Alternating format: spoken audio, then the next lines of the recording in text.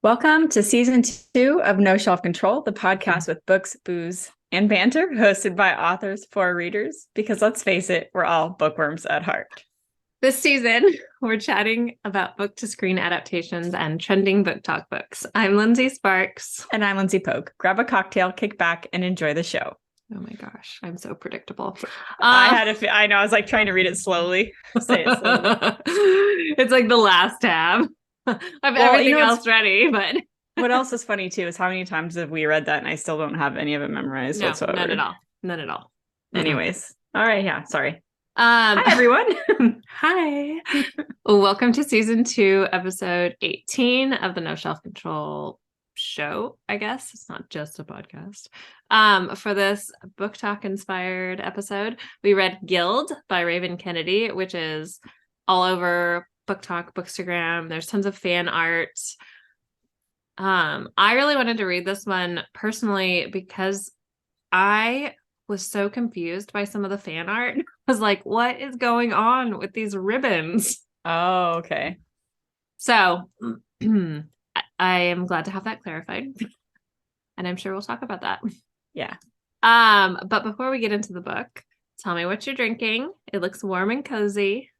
Yeah. I'm so tired. I was like, just go for the warmth. So anyways, I have tea tonight. And can I just tell you, I have so much tea in my house. It's ridiculous that hardly any of it is decaffeinated. It took me like the longest it took me to get ready for this was picking out my tea. Finding a tea.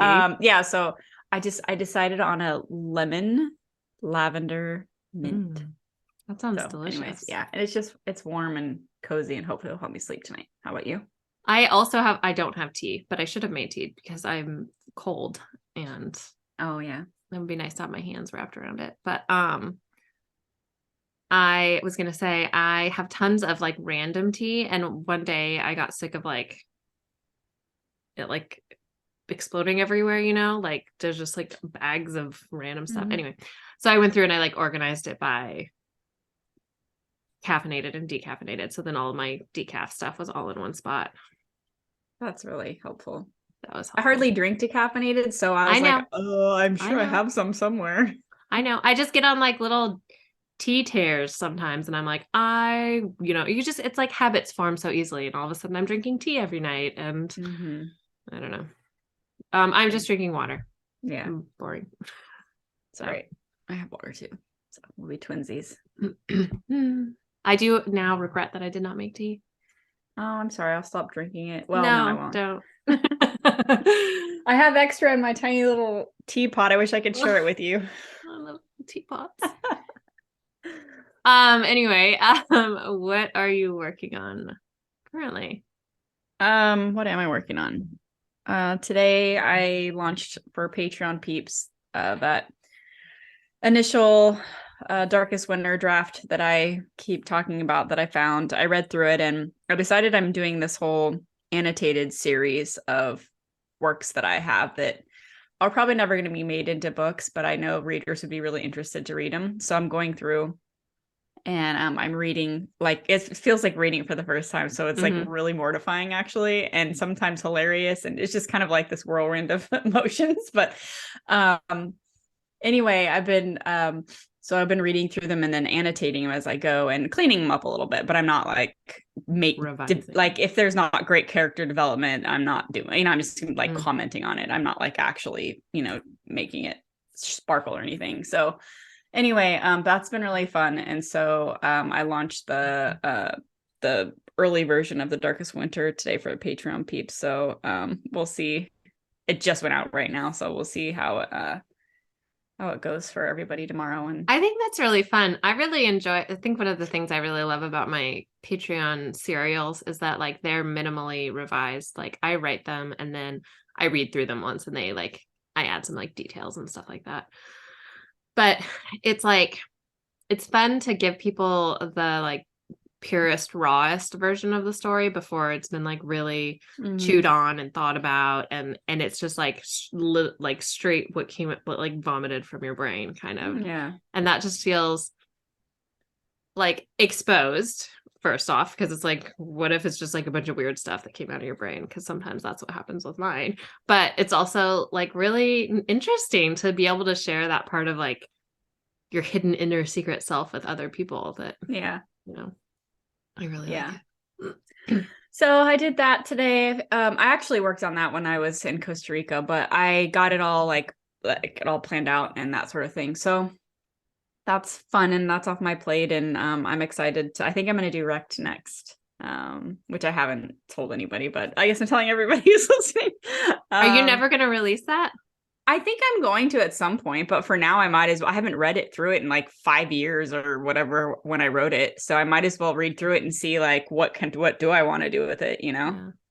Especially That's if I'm launching this romance pen name, I could still do like historical romance, or do I want to turn it into a post-apocalyptic adventure? Because I could totally do that too. Yeah. So anyways, I don't know. We'll see. I need to read through it. But yeah. And then what else am I doing? I have been working on all my Scarlet stuff. So I'll actually be talking to everybody more about that next time. And yeah, I feel like I'm just getting situated, as you know, and I'm sure everyone else knows. I have not been home for like 3 weeks. So yeah, just super long trip. Yeah, I've been trying to get kind of grounded in life, not just work, but like life again. So that's kind of been what my week is. But I know you'll appreciate this because I know you're obviously very active on Discord, and I've always had Discord, and I know I've mentioned that before, but I've never really embraced it. And I have been doing that with my readers. And so I think you and I talked about this. I don't think it was on the podcast, but just in general, how it's even when you were on Facebook, like Discord is just more immediate. It's you feel like more inspired to talk to readers, and it's easier. And, you know, so it's funny because, you know, leading up to coming in here to record and stuff, I was going back and forth with a reader who was posting like all these, she had just read Sea of Storms. And so she's like, oh my God, I need to know about the Queen. I have all these like theories and all this stuff. And she's like, wants to know about, she's like, how much she hates New London. And she has all these questions because I guess she didn't start with A City of Ruins. So I was like, oh, so yeah, you have some, you don't worry, you have more material to read. It'll answer some of your questions and stuff. But so we just been going back and forth, and it's just fun. It's like this really gratifying, it's just so easy. Like posts and comments aren't getting hidden, or they're not getting moved, and they're not, and it feels like it's like a really casual conversation. Yeah, and like it's casual really but also refreshing. intimate. It's like it's a chat. It's not like comments on a post. It's like you're chatting with them. And I've had some of the members of my Discord before been like, oh my God, it's really you. I'm talking to you. And I'm like, I'm just me. Yeah, it's interesting because I was thinking about that today. Because there's a lot of the readers on there. I don't actually know which readers they are because everyone has a handle. I know. So there is that. I'm like, who am I talking to right now? That's, you know, is it somebody that I talk to all the time on Facebook? Is it a reader that I haven't, you know, talked to a lot? Like, I don't know. It's just really kind of just a whole different experience that I'm really enjoying too. So yeah. How about you? What are you working on? I am in the middle of revisions of Darkness Between the Stars, the second book in the Fateless trilogy. And I'm really loving it. I think I talked about this. I can't remember what I talked about a month ago because it was a month ago. But this revision process is a little different for me.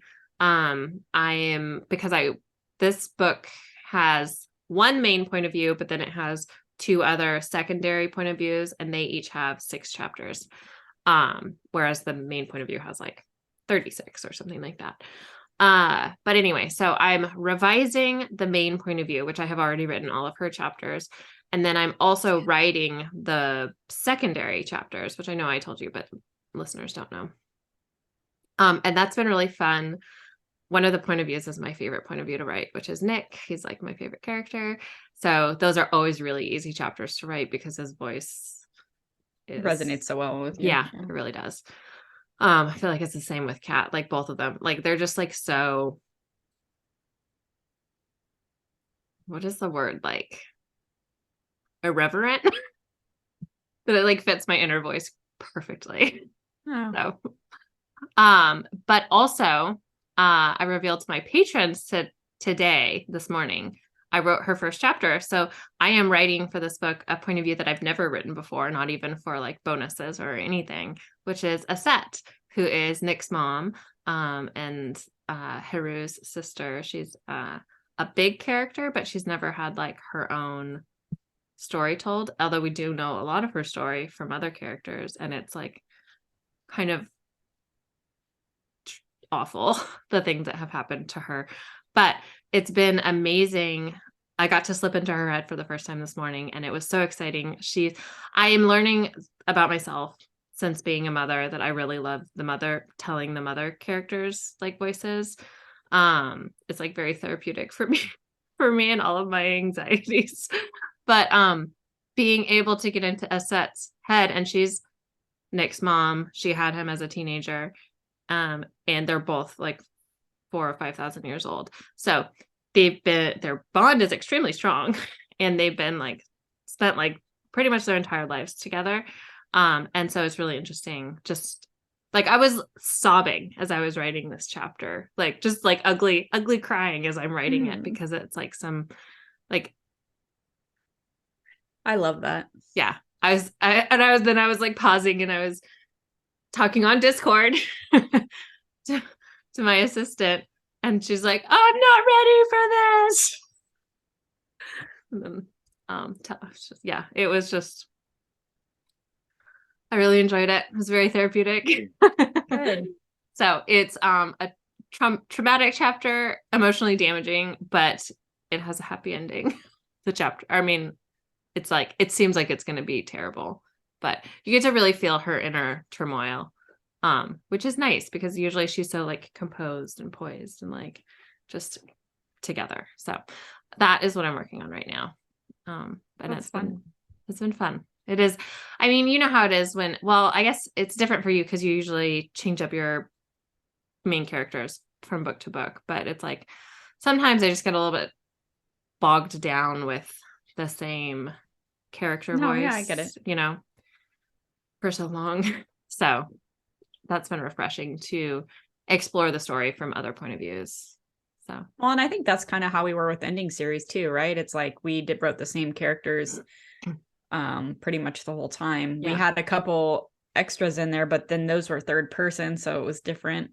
Yeah, so it's nice to change it up, and yeah, I get it. Yeah, and like true to form, of course, everybody is in first person, so I'm just like, I don't care. I know people get confused. Oh well. Yeah.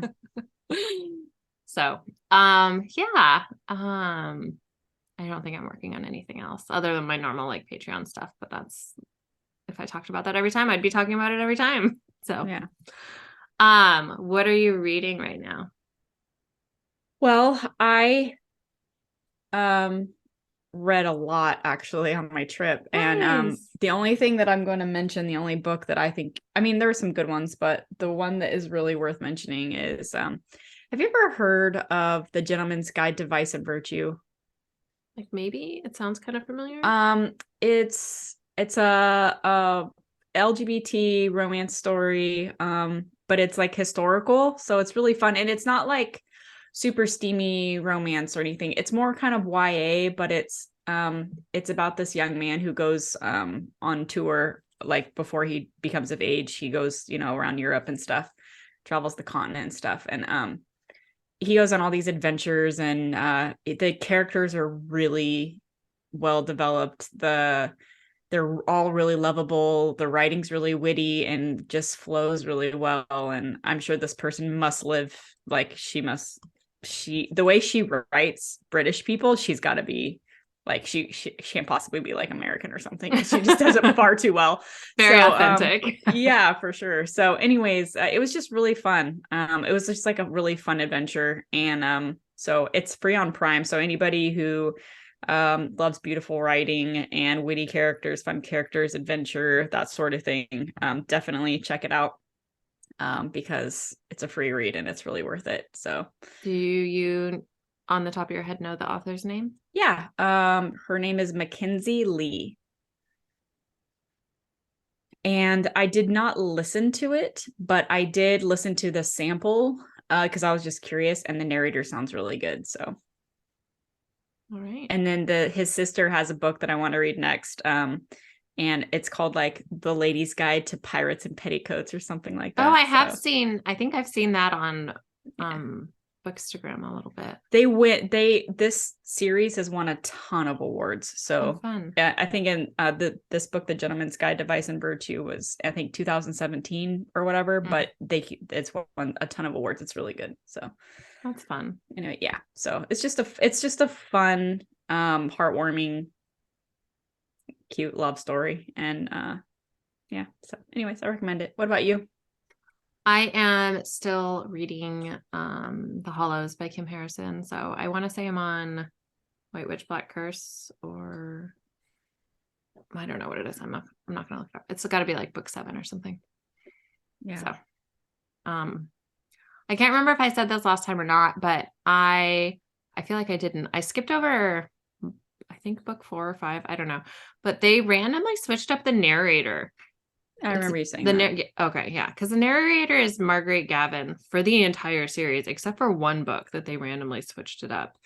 And I didn't even give it a chance. I don't know if the narration was like decent if I hadn't been so used to Margaret Gavin's voice for Rachel and all the characters. So I'm not gonna like say that the narrator is bad or anything like that, but I do not understand why they would ever do that. Like, for one book, I mean, and it's like a random one in the middle. Yeah. Huh. It's like early on. It's either 4 or 5, and this is like a 17 book series, and all of the other books are narrated by Margaret Gavin. So yeah, I wonder why they did that. They must have that audiobook must not have sold well, or they must have had like outrage because they immediately went back to her. But I know also that Kim Harrison throughout that series switched publishers a little bit. So I wonder if that was the problem. But it just, I don't think that there's very many audiobook listeners who are okay with it. Like you get really attached to the voices, you know? It's just weird. It's like they didn't understand that people care. Yeah. So, I mean, it's one thing if your audiobook person is booked out for like a year or something and you're an indie and you're like, well, I can't wait a year. But if you're like a big publishing house, I feel like they would take priority. Yeah. So it probably isn't that. Yeah.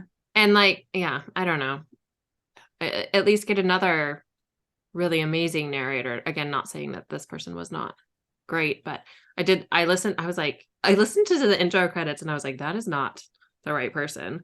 And then I immediately looked at the reviews and it was like all these bad reviews, like of people saying like, what, please go back to Margaret Gavin, like all this stuff. And I was like, It kind of sucks for that narrator, huh? Because yeah, if it she's does. thrown into a bad situation, then yeah, she can't really win. Yeah, because like by book 4 or 5, like these are very vivid characters. Margaret Gavin is great at giving characters their own voices and stuff. And it's like, I can't go then and listen to somebody else's version of that. It just isn't going to be the same character. Yeah. So I don't know. Well, anyway, so I skipped it and I am continuing on with that series. Of course, it's my comfort read. So I don't even need to like think about it while I'm listening. I can kind of zone out. Nice. That's nice because I feel like I've been zoning out a lot lately. I'm like, ugh, wait, what did I miss? I did have to re-listen to the end of Gild, the not the Midas chapter, but right at the very end of the Orange chapters. It was like the last minute.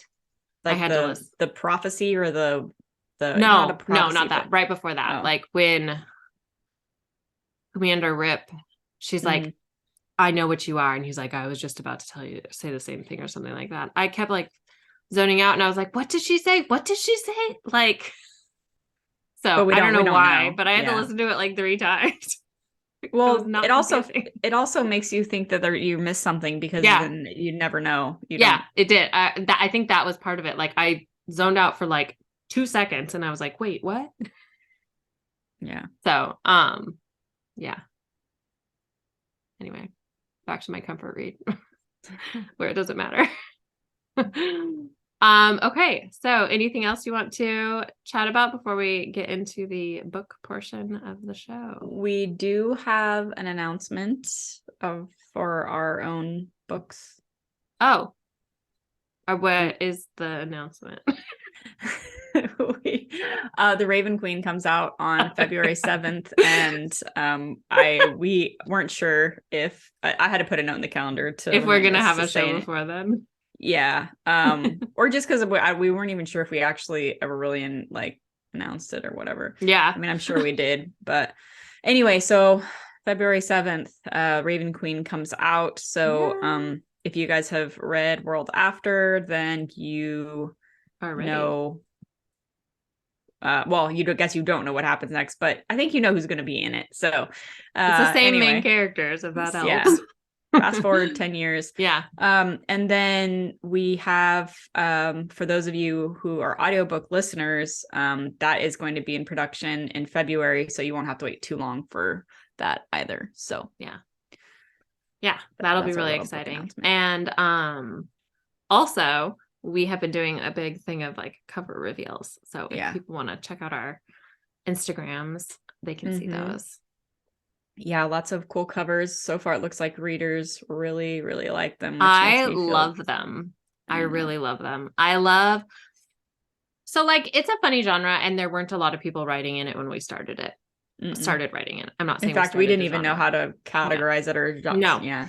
It's like, I mean, I guess I still call it like post-apocalyptic romance, but it really is like, I don't even know what it is still. It's like it's almost like dystopian fantasy, or it has it does have fantastical elements because of the abilities. So it can also be considered science fiction, but the more it goes on, it could kind of be a little. But it was, I think the thing that definitely made it really unique then was that it was female main characters, and it was targeted. We wrote it for an audience who likes to read and can really relate to the female main characters. Right.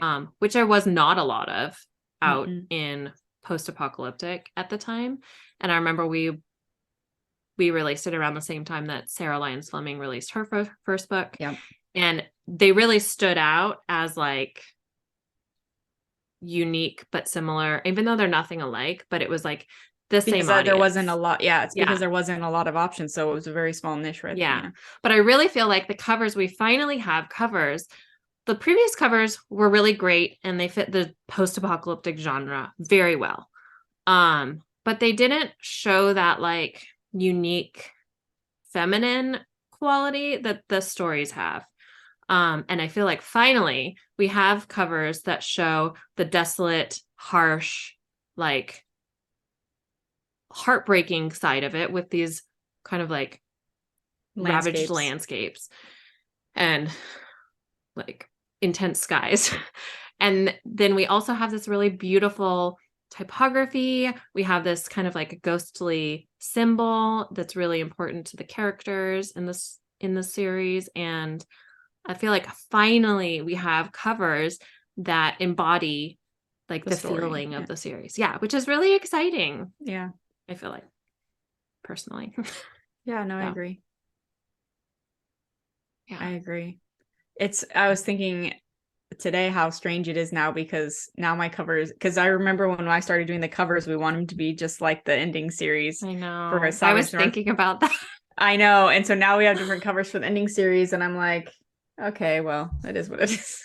You're not going to go do like a ton more covers. Well, if I didn't have 6 covers to do, I might consider it, but I'm not doing that right now. That's a project I'm not taking on. And I mean, I want this to be special for the ending series for a little while, because this is for the 10th anniversary and everything. So but definitely don't look as cohesive now, but it is what it is. I'm not worried between the two series. Yeah. But it looks really nice and cohesive between the ending series and the ending legacy, at least with the font. Yeah. So I would say I would give like a big high five to the cover designers for pulling out, just like successfully figuring out a way to link the branding for a post-apocalyptic series and a fantasy romance series. Like, well done. High five. Yeah. Pulled it off.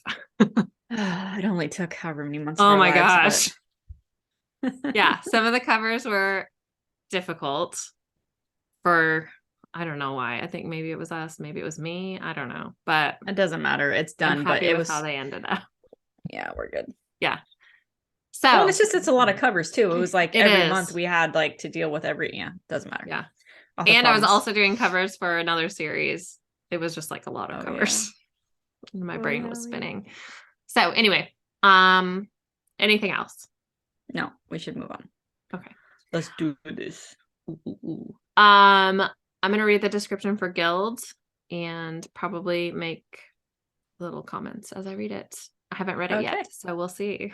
First Okay. impression. Oh, I already have a comment. I haven't even started reading it.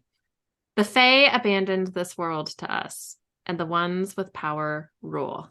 Don't let me forget Fae. Okay. Gold. Gold floors, gold walls, gold furniture, gold clothes. And High Bell, in the castle built into the frozen mountains, everything is made of gold. Even me. King Midas rescued me, dug me out of the slums, and placed me on a pedestal. I'm called his precious, his favored. I'm the woman he gold touched to show everyone that I belong to him, to show how powerful he is. He gave me protection, and I gave him my heart. And even though I don't leave the confines of the palace, I'm safe until war comes to the kingdom and a deal is struck. Suddenly, my trust is broken, my love is challenged, and I realize that everything I thought I knew about Midas might be wrong, because these bars I'm kept in, no matter how gilded, are still just a cage. But the monsters on the other side make me wish I had never left. The Myth of King Midas reimagined. This compelling adult fantasy series is as addictive as it is unexpected. With romance, intrigue, and danger, the gilded world of Aurea will grip you from the very first page. And then there's some trigger warnings. Please note, this book contains explicit content and darker elements, including mature language, violence, and non-consensual sex. I'm going to add in graphic detail. It is not intended for anyone under 18 years of age. This book is one of a series. Can you read the Fae line again? The Fae abandoned this world to us, and the ones with power rule. My comment about this is I spent like most of the book, I was like, oh, this is so great. There's no Fae. Like, I'm just like not, I don't dislike stories with Fae, but it's like, oh my gosh, there's like a glut in the market right now. The fantasy market. It's like all Fae, all pointy ears, all like super hot guys with pointy ears. Like, come on, people. Sorry if that's your thing. I'm not like judging you. I just like love to have a break from it sometimes when I find something new. And I was so excited, no Fae, and then all of a sudden, Fae. Right near the end. It's like, really? So. Well, yeah. Okay. I'll come back to that when we get to questions too. We should probably say there's going to be spoilers. Oh, yes. All the spoilers. There's a twist, and I'm going to spoil the crap out of it. So. And also, my predictions for the rest of the series will also be mildly spoilerish based on the fan art that I've seen. Oh, okay. So, what format did you read? I listened to it. So did I. I don't know why that took me so long. I'm like, wait, what did I do? I listened to it. And what did you think of the narration? I didn't love it. I also didn't love it. I listened to it at 1.25, I want to say, speed. I don't think I've ever listened to a book by this narrator before, and I think she's just not my cup of tea. Yeah.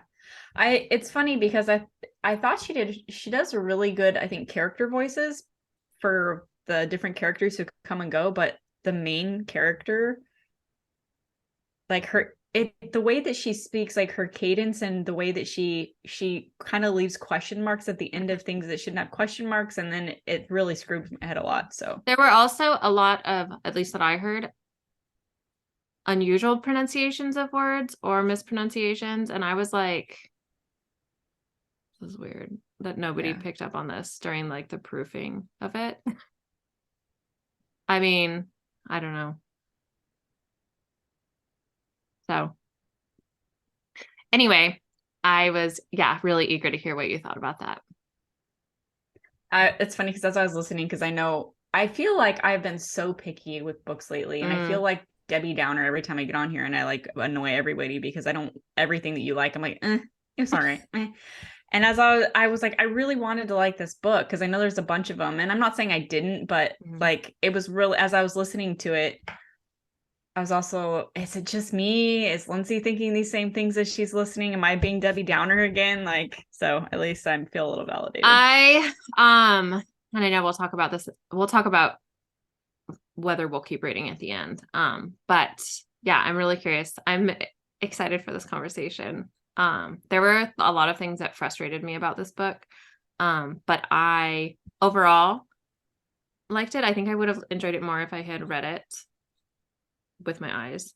And in speaking with some of my readers, everybody has said that book one is the weakest book. So, and that there's like a lot of people who have almost DNF'd book one, but then gone on and like binged the rest of the series and really loved it. So I'm like keeping that in mind as we go through our chat. I know I'm kind of intrigued to see what happens next.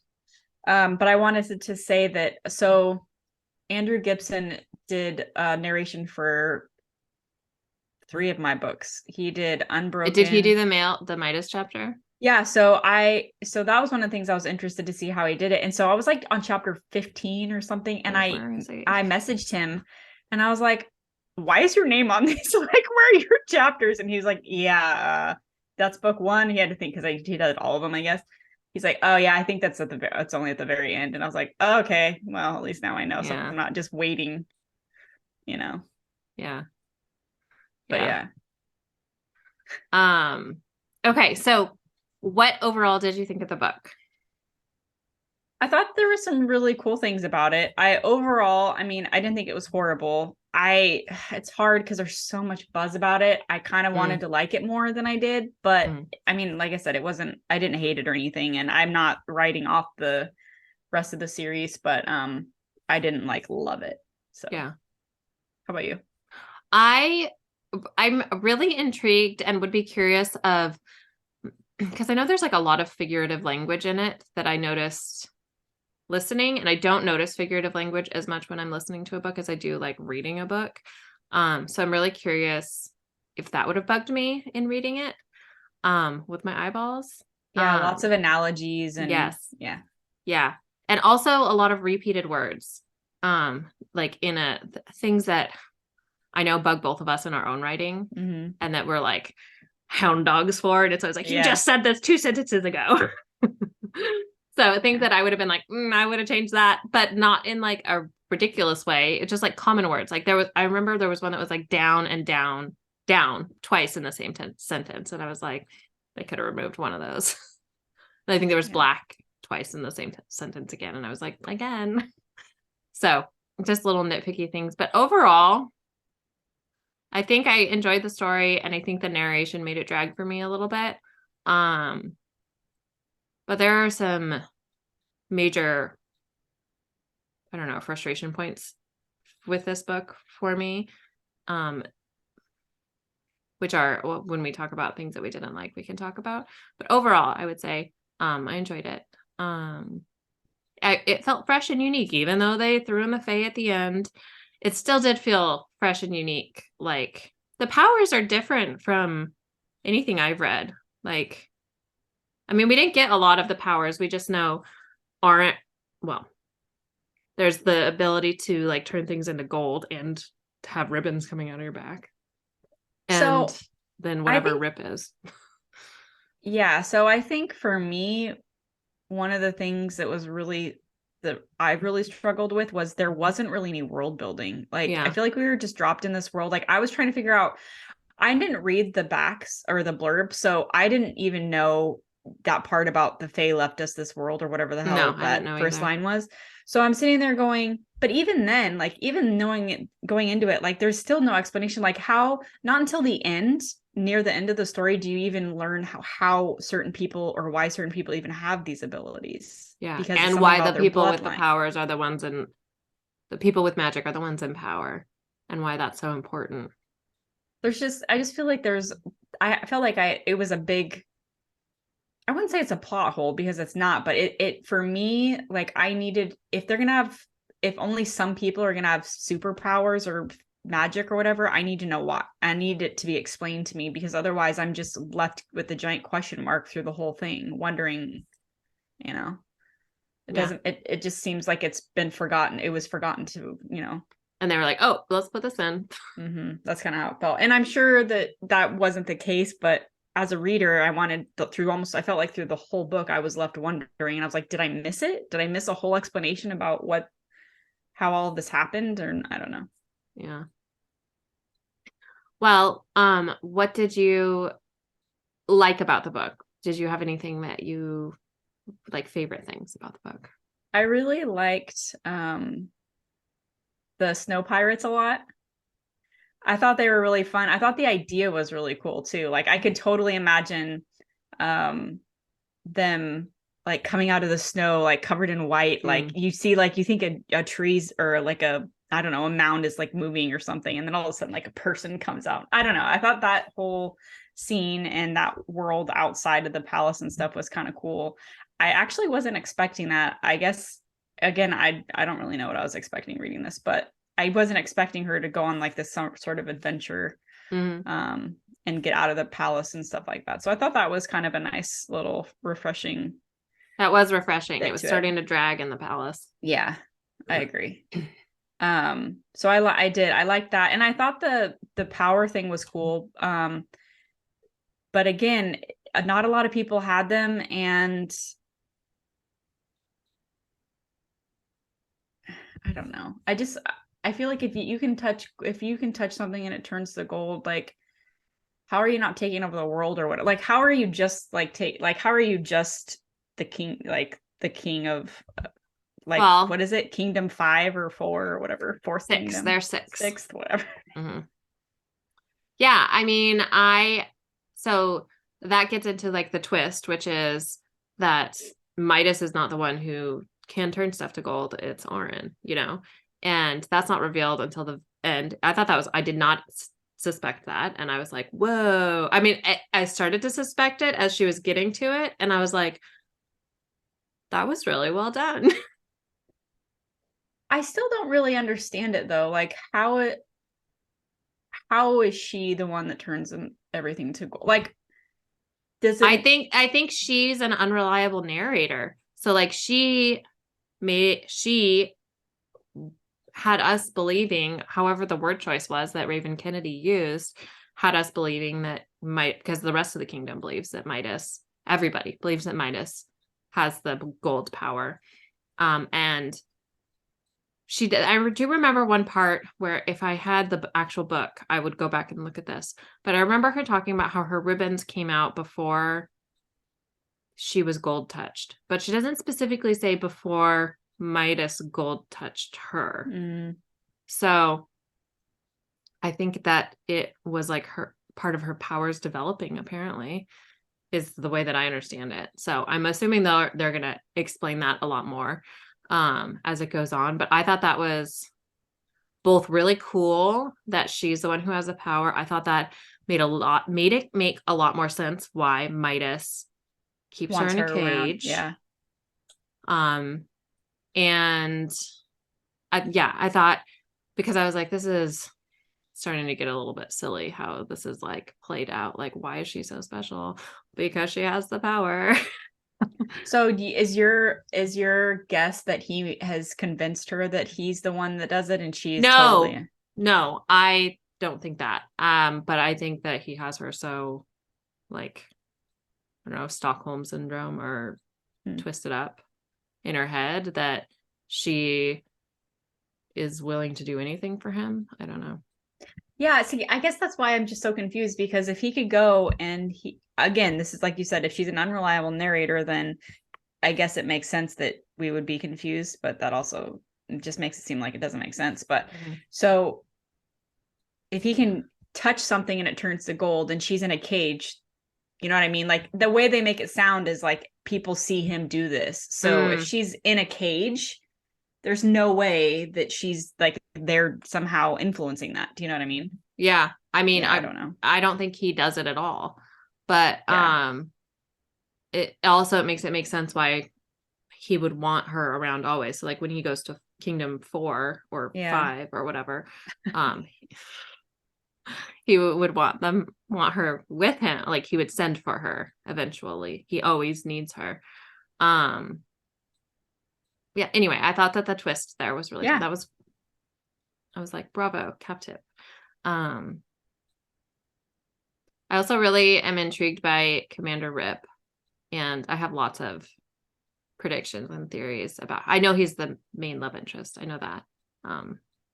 Not Midas. Gag, thankfully. Did you? I wasn't sure. I feel like the author set it up with essentially all the male characters. She had a special relationship with all of them. And so I was starting to get confused. I wasn't sure. I was like, is Sale something gonna happen with Sale? And then I was like, does she kind of have yeah. Well, no, seriously, because I know. they got so close on a couple different occasions. Yeah. I'm sitting there going, I don't Oh know who no, I'm and she's like all about Digby because he like saved her life. And he asked to go on the not quest, but you know, whatever, adventure, the journey. Yeah, the journey. And yeah, no, she definitely has kind of a, you know, like a I'm so special kind of a vibe, like all the men love her. Except for that one guard who was like a total douche. I mean, there's a lot of like really douchey, maybe this is just like a really misogynistic kingdom or something, but they're like super dickish towards the women, even though they're saddles, which is their word for like royal. And can I just tell you that I don't know why that bothers me so much. Saddles. That's what they call them. Yeah. Yeah. Can you just call them like concubines or I don't know. Yeah, I don't know. Yeah. Yeah. And a lot of unsettling things about the world that was set up. But what is your take on the queen like attacking her in her chambers? So that's one of the things that I really didn't like about the book was the every woman hating Aaron thing. That was on my list too. I mean, I know that I fell victim to this a lot in my earlier stuff. I mean, it shows up in After the Ending. It shows up in Echo in Time. So the first 2 books in the first 2 series that I wrote or that we wrote, the like woman versus woman kind of unnecessary aggression. But this was like super intense. Like every single woman hates Aaron. And she's in a cage, like just because she's the favored of the king. But like, can they not see? Like, it seems really obvious to me that she's a prisoner. She knows she never leaves her cage. Like, yeah. And some of the male guards, like Sale and Digby, have picked up on this, like that she's a prisoner. You know, even if Aaron herself is like all twisted up in her own head and is trying to convince herself that there's something real between her and Midas, there's some of the male guards are able to see that she's a prisoner and it's not a good situation for her. But so why is every woman hating her? Because everybody wants Midas's attention? Like, I don't know. That feels very like icky to me. Yeah, I definitely felt like there was a lot of aggression, female aggression. And I still Polly, all of them, all the saddles or whatever, but even the queen, I feel like that whole scene was for no real reason. Yeah. Unless it's going to come up later. Well, I was assuming that the queen is the one who tipped off the pirates. Oh.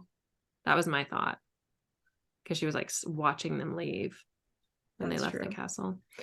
I will say, regarding the woman versus woman aggression, I did really love the development of Rissa's character and she's the saddle at the end who was like graphically raped, unnecessarily graphic, with Aaron in the room. But then they end up kind of like teaming up and working together to like solve the situation. And Rissa's the one who's kind of like warmed up slowly to Aaron. And I feel like their relationship is going to be really interesting. Yeah. Further on in the feeling series too. Yeah. So, and also Digby. I love Digby. Yeah. I wonder, because he kind of disappeared, right? I know. So hopefully... I'm hopefully off page means not dead. Because I was pretty sad with Sale. Yeah, that was bad. Felt bad for him. So, are there any other things you loved or disliked? No, I mean, I feel like we've kind of talked about him. I feel like the world was cool. I feel like it could have been, if it was developed a little bit more for me, but you know, I like to develop worlds and stuff. So that's probably just my standards for myself. But I think it has a lot of potential. So I would be really interested to see what the rest of the series is like in that aspect too. Especially because it looks like we're going to different kingdoms and, you know, so yeah. And I don't know why, but for some reason, the way like the Kingdom 1 or First Kingdom, I can't remember if they're what they're called, but the way it was described, which again, I can't remember, but it made me think of like Hunger Games and the capital and the different districts and the way they each kind of have their own like thing, their own specialty or whatever it is that they do. Yeah. So that did make me think of that. The other thing I didn't like, which I already talked about a little bit, but was just the vivid description of rape was not necessary. That don't feel like that was needed to be on the page. Like talking about the thrusting of the rape, like it definitely was graphic for a lot of that kind of stuff. And just you know, even just the way that people talk to each other and stuff was really derogatory. Towards women. I don't know, I feel like a lot of, well, I don't know, I guess I don't read a lot of really dark romance or fantasy, but I feel like even like some of the stuff, what was the one that we read, the Hooked one, which was supposed to be like really over the top, and I don't even think it was half as bad as this as far as that goes. So I agree. I mean, I guess I was a little surprised. James and Hooked, he definitely still had like some respect for, I don't know, it's like women weren't considered people basically by any man. I guess except for Sale and Digby maybe. So what did you think about Aaron's character? I feel like she made a lot of silly decisions. So the part where Midas tells her, you know, behave, and I'm gonna, you know, you're gonna spend the night with whatever his name is, and I mean, the whole time I knew that wasn't gonna happen. So it's like the fact that there was like how many chapters of her questioning him and talking, you know, about how, you know, I don't know, that was annoying to me. I don't know, I feel like that was like a silly thing. Did you buy his like justification for telling her to do that? Like, I was never gonna have you go through with it, and like I did it for you. Like the whole like attack. I don't think he would have had her go through with it, but I don't necessarily know that he did essentially went to war for her. So I don't know that I necessarily believe that. I don't think he would have let her go through with it, because I do think that whatever his reasons, whether it's because she turns things to gold or because he really cares about her, or she's really his precious whatever, I do think that, you know, he wouldn't want to share her with anybody, but I don't buy that she's the reason he set this entire series into motion, you know. I will say another thing I liked about this is that Aaron is not like some like pristine, innocent, virginal character. That was nice. Well, and there's this other part too where she puts Midas on this pedestal. But it's funny because she always says like he sleeps with all these women and he has all these saddles, but he's the king, so that's the way it is. And I'm sitting there going, like, I understand that she's essentially a slave and a captive, but this kind of maybe goes back to her being an unreliable character because she also is kind of delusional and thinking that like, well, he's king, so he's allowed to do all these things, and he is allowed to do them, but like she just assumes like they have such a history from before and now she's in a cage. You know what I mean? Yeah. Like, but it sounds like from her references to before, which it's all very choppy, it seems like, but like she asked him to like protect her. And I don't know, it seems like she asked for one thing and it has since gotten way out of hand. yeah, and I think because she references how she was so tired of being like tormented and taken advantage of and traded and all like being in this horrible situation. So he said he would protect her, and she was so tired of being treated badly that she was willing to do whatever to feel safe. So yeah, I definitely think that whatever the agreement was in the beginning, or but still it's like they were actually together before and they were going like they came into their own together and developed their abilities together and all this stuff, and now she's in a cage. Like just the whole thing is just very strange. And it also like you're like worked up to it, this part of their backstory, but like she mentions one time that they like had sex way before. Like I think it was like when he told her he was gonna court the princess or something like that. But I was like, is she still like 16 or something? And what is he like 25? Like Yeah, I have this no is idea. gross. I don't know if I ever really got a feel for their ages. I guess, did she say how long she's been in the cage? 10 years. I'm sure she does. Okay. And when when he found her, she was like 13 or 15 or something like that. Like, yeah, young. So I'm assuming they'll get more into their backstory. I'm also assuming that Midas is intended to be like a piece of shit because that's how he comes off as like an abuser.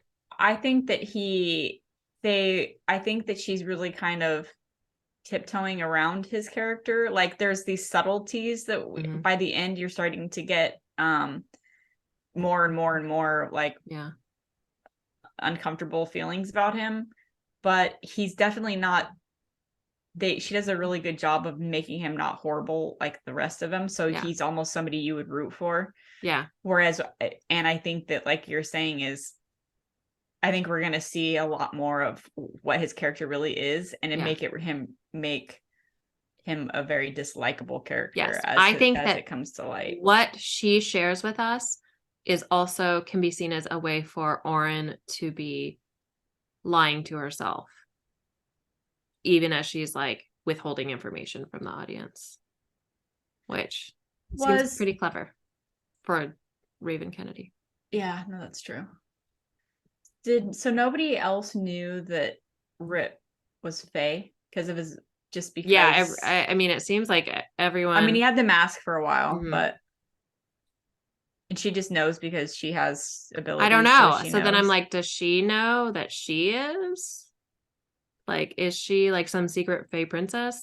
Like, I mean, did you ever read Throne of Glass? No. So the main character is, for the first book or two or three, I don't know, but she's kind of an unreliable narrator in that she's hiding stuff from the reader, which is her true identity. And so this reminded me of that a little bit I mean, not in any way that's been revealed, but just in the way that like, that makes me suspect or wonder if it's something like that she does know a lot more about herself as well. And she's not telling us that either. So, which is going to be interesting, if that's the case. We already kind of talked about Midas, but it's just a gross situation.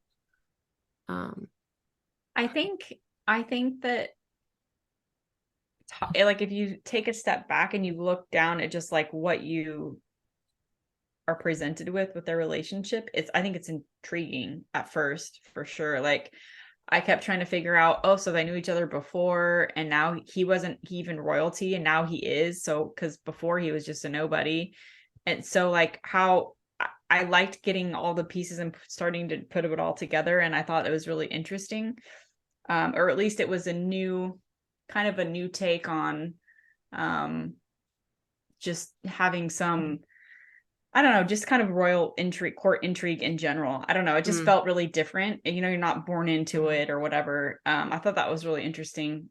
But yeah, it's like the more you get to know, the more you're like, oh, this isn't just interesting. It's like probably going to get really shady and gross, disturbing soon. Yeah. And just the like my whole take on them, which is totally my opinion or my guessing, is that he found her when she was young. People wanted her because of what she could do or something.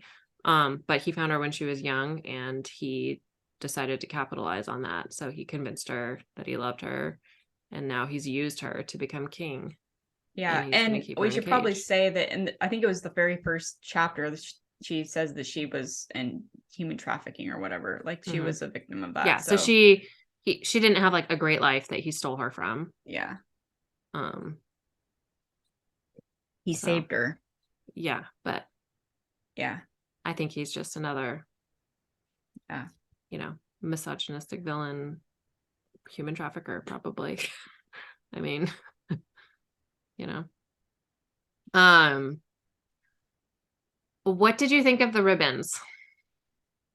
I don't really get them. I'm like, I think it's kind of an interesting take, but I'm just also like, so she can wear them as clothes. She can use them as weapons. And so that listeners understand, she has 24 ribbons. I want to say it's 24, 12 on each side of her spine. They're gold ribbons like the rest of her. She is gold. And they're prehensile, but they're not just prehensile, which is, she describes them as prehensile. So they're like a monkey with a prehensile tail. Like she can wrap it around things. Yeah. She can use it to, Yeah. It's like extra hands for her. They also seem to be sentient. Like they have a mind separate from hers. Like when she was knocked out in the carriage, they're like petting her. Oh, I forgot about that. Yeah. So like she's unconscious, but her ribbons are not. Oh, that is weird. I forgot about that.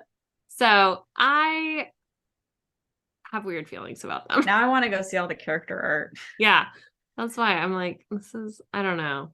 Maybe it's like they like have like a tentacle-y feel to me. I don't know. Like I just don't know. So also regarding her ribbons, though, this really frustrated me was that like they seemed to be like she was selective about when she used them, or the author was purposely not using them when they could have been used. Conveniently, yeah. But there was one moment in particular that drove me insane. Like there was no reason why she wouldn't have used them, which was when the pirates attacked and the carriage was overturned and she woke up and the pirates attack her and sail, and it's just a few pirates attacking them and she does nothing. Her ribbons do nothing. Well, and then you just said she woke up and they were like petting her. So we know they were there and like not like unusable. Yeah. And I don't know but she does risk her own life later. She risks her own life to take down Sail's body when it's tied up against the mast and like fend off pirates and all kinds of stuff just to drop his body in the snow so they don't like desecrate it further. So she can use them then after the fact, but she can't use them earlier to like save their lives. That really annoyed me. Was there a reason why she didn't use them when like during the whole rape scene and stuff too? Oh, they were partially tied up and also like exhausted or something. I don't know. I think that they were, because she did have some of them out. Because there were some scenes when she specifically says they were holding or tied back her ribbons or something, but in that one I don't recall. I think there was nobody in the room, but she had unknotted some of them at that point because she used one to make it look like she was tied up, and she used some of them to hoist the captain out the window. So like, how come she waited so long? Why? I mean, Why doesn't she just use them to like choke people or like I don't know. It just, like you said, convenient lack of use of them.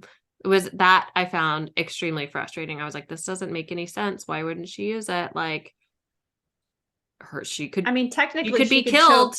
Technically, she could choke like 24 guys at once if she wanted to. Yes. Yes, she could. So yeah, that frustrated me. Is there anything else, any other thoughts that you had about the series?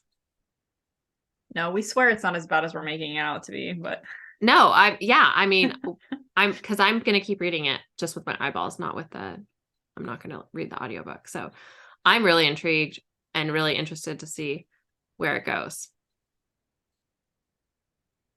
And I'm really hoping like the rape gets toned down. I don't know if I'm going to keep reading it, but I'm not saying I won't, but I'll definitely, if you say it's really good or whatever, then I don't know. We'll see. I think that the thing that is getting me to want to read it is we Rip's just character. met Commander Rip. Like, Yeah. And he's like a very roguish, villainish, like kind of character. And I'm really excited to see where that goes. Yeah. And I say that he's roguish and villainish just like from Arin's perspective, but he hasn't done anything except for good stuff so far. Yeah. Yeah. Like he's not raping anyone. Like he's in fact, essentially saving all of the saddles. Every slave, even the horses. Yes. And the soldiers. I mean, like I get that he's taking them to like rub it in Midas's face that he has them, but he especially wants Arin. So I'm like, does he know? Then he says he knows what she is when she says she knows what he is. I guess I'm pretty intrigued about that. We'll see. Yeah. Did you have any specific casting choices for anyone? My only one is Ben Barnes as Commander Rip, of course. You crack me up. I know. I love it. But that's a good one for him. The like villainous. I mean, maybe he's not as muscly, but for the villainous love interest. Can I just tell you that at the airport, you saw Ben Barnes?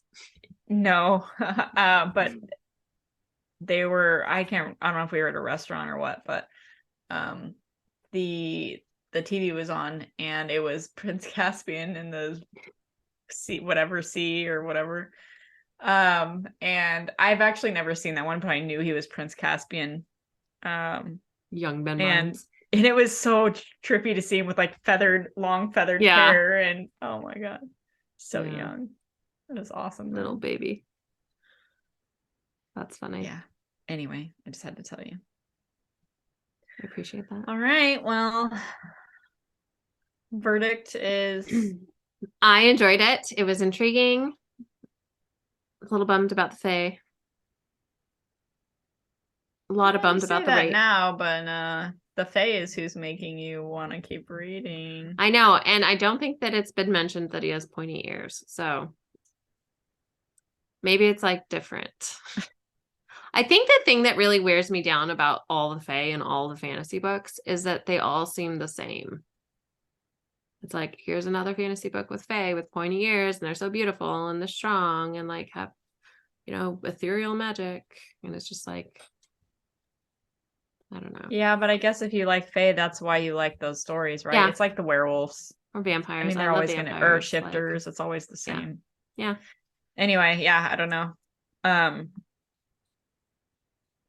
I'm still getting used to reading fantasy with like elves and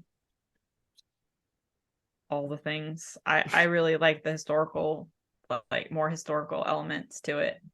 It feels like it can have magic or whatever, but it's still hard for me to wrap my mind around these like big worlds with all these characters, and I don't know, or not wrap my mind around, but I guess I don't get as invested, I don't know why, but I'm learning.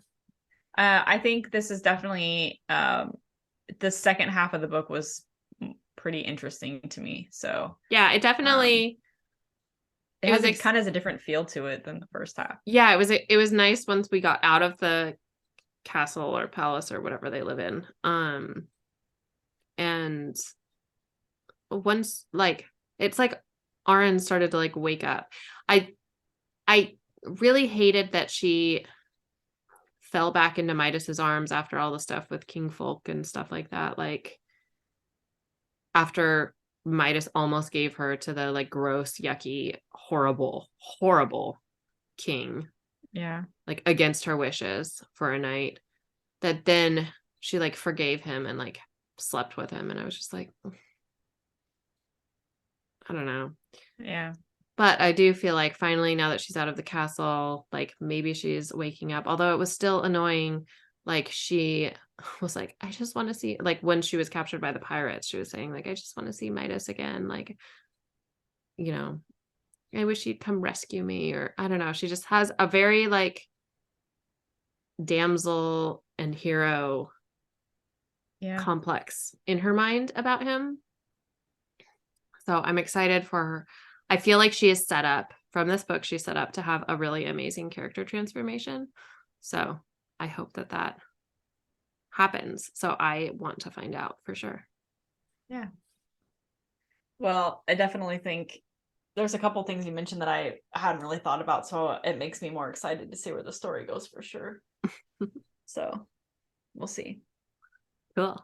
Okay, so thanks for listening, everyone. Don't forget to check out the show notes for this episode's links and book recommendations, and we will be back in a couple weeks to chat about our next adaptation, which is The School for Good and Evil by I apologize, Soman Shenani. Soman, I'm sorry for however I said your name. It looks really pretty, but my mouth just can't do it. If you're enjoying the show, we would love it if you left us a rating and or a review on iTunes, Spotify, or wherever you listen that allows for reviews. Until next time, happy reading. Happy reading, everyone.